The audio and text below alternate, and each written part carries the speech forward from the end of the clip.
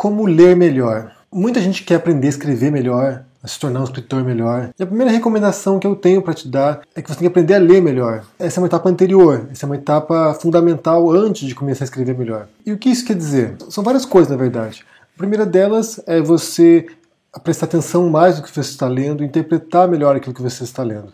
Isso é um exercício, isso é uma coisa que leva tempo, precisa de prática e precisa de concentração. Talvez seja pedir muito nos nossos dias, mas não tem como cortar etapas, não tem como você fugir disso. O primeiro grande exercício de um escritor é de analisar a escolha das palavras. Como é que a pessoa monta as frases, como é que ela estrutura os parágrafos. E quando você começa a perceber isso, quando você começa a reparar isso, é incrível perceber como as escolhas dos escritores são conscientes, são minuciosas às vezes. Isso é particularmente perceptível quando você analisa os manuscritos dos escritores, quando você vê os documentos que eles escreveram, as primeiras versões dos livros deles, as primeiras versões dos contos, e como elas foram mudando ao longo da reescrita. Se você ver, por exemplo, alguns poemas de Fernando Pessoa, há muitas palavras que ele risca, há muitas palavras que ele deixa em branco, porque ele não sabe o que expressar naquele momento, ele tem a ideia formada, mas ele não sabe qual é a melhor palavra ali. Quando você para e observa com detalhes as escolhas, as decisões do escritor, você percebe como a escrita é um processo muito consciente, muito meticuloso e premeditado. Não é uma coisa espontânea. Talvez a primeira versão, a primeira escrita seja mais fluida, seja mais da inspiração, né? Mas quando você começa a revisar e começa a reescrever o seu livro, prestar muita atenção em cada palavra, em cada frase, em cada parágrafo, em cada página, às vezes, para construir o melhor texto possível.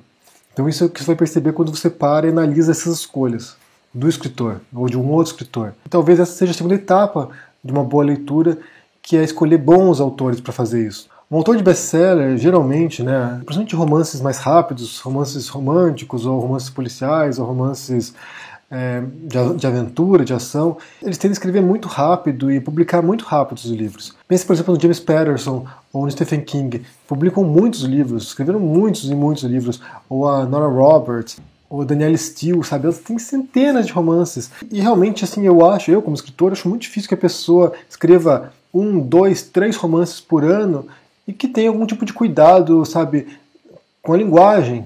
Você vai escrever aquilo que escreveu e vai embora, sabe? Lança e publica e ganha dinheiro. Quando um escritor dedica mais tempo para fazer esse romance, quando um autor leva uns 3, 4, 5, às vezes 10 anos para escrever um livro, geralmente essa pessoa se preocupa mais com a linguagem e se preocupa mais com o cuidado com as palavras e como construir esses livros. Então essa é a segunda etapa de uma boa leitura, é escolher bons autores para fazer esse tipo de análise, para investigar esse processo criativo. A terceira etapa é tentar entender o subtexto, né? Entender as entrelinhas de um livro. E esse é um exercício de interpretação, esse é um exercício além da mera leitura, né? Além do ato de sentar e ler as palavras que estão escritas ali. Você tem que tentar entender o que está além das palavras.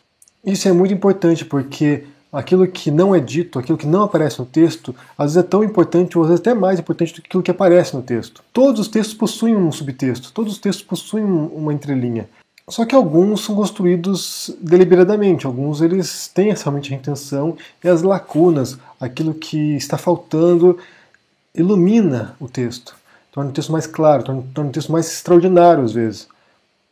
Inclusive até a própria ambiguidade, às vezes você dizer uma coisa, querendo sugerir outra, remetendo a outra e sabe, deixando aquilo ali completamente vago e nebuloso, pode ser uma grande estratégia para fazer o seu leitor refletir. Há grandes autores que usam as lacunas para isso. Essa terceira etapa está vinculada à quarta etapa, que eu acho que é você se munir de leituras paralelas.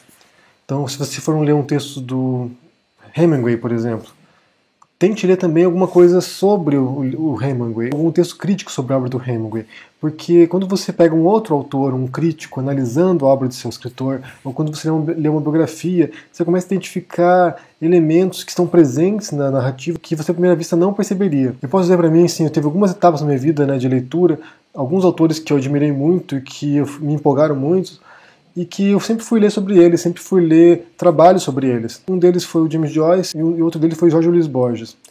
Eu li biografias deles, eu li textos analíticos, eu li textos críticos e isso ajuda a entender muito bem. Pois é uma tendência que a nossa história pessoal esteja muito presente naquilo que a gente escreve.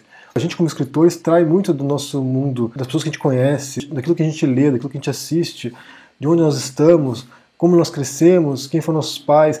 Então, quando você percebe isso, e quando você descobre sobre o autor que você admira, sobre o autor que você gosta, é muito extraordinário. Por exemplo, o Borges, eu li uma biografia muito boa de um inglês sobre ele, E quando ele começa a perceber as relações que ele traça entre a vida particular do Borges, entre os interesses do Borges, entre a história da familiar dele, sabe, antepassados, e como isso está presente na literatura dele, é incrível. Isso ilumina muito também o que você está lendo. E acho que a última etapa do bem ler, né, do aprender a ler melhor, tem a ver com reler. Porque os livros e os textos, eles se transformam com o passar do tempo. Não apenas historicamente mesmo, né, não apenas como um leitor do Shakespeare no século XVIII lia e um leitor do século XX lê, mas a gente pessoalmente também. Quando você lê um autor aos 18 anos, você relê esse autor aos 30, você vai perceber coisas que você não tinha percebido, você vai ter uma nova percepção, você vai ter uma nova leitura daquele texto. É como se um novo texto surgisse diante de você. Claro que os textos melhores, né, as grandes obras, tendem a te revelar novos elementos. Os best-sellers, os textos mais simples, tendem a ser um pouco mais simplórios, um pouco mais rasos nesse sentido, e como eles são voltados mais para o entretenimento, eles não têm essa carga de reflexão que grandes obras trazem. Mas há alguns livros que eu releio sempre, alguns livros que eu sempre retorno a eles. A Metamorfose do Kafka, por exemplo, as ficções do Borges, ou o livro do Sossego de Fernando Pessoa, são livros que eu sempre volto e que sempre que eu releio, às vezes é uma parte que passou despercebida numa primeira leitura, na segunda leitura retorna, e numa terceira leitura eu leio uma coisa diferente, sabe? Então são textos que vão se modificando, eles são textos plásticos, para dizer assim, eles moldáveis, e que você, com uma nova visão, com uma nova percepção da realidade, traz novos sentidos para ele. Essas são as minhas recomendações para ler melhor, e eu acho que você fazer esse esforço de ler melhor, de ler atentamente os grandes livros e tentar aprender com eles, te torna um escritor melhor também. É quase por osmose. Você começa a perceber certos usos, certas práticas desses escritores, o que funciona para eles, e pode tentar reproduzir no seu livro também, na sua história, e criar um texto melhor. Eu quero saber de vocês se têm alguma recomendação de como ler melhor, de como interpretar melhor os textos. Deixe no comentário aqui embaixo, dê um joinha se gostou desse vídeo, assina o canal se não está ainda e te vê por aí. Um abraço e até mais. Tchau!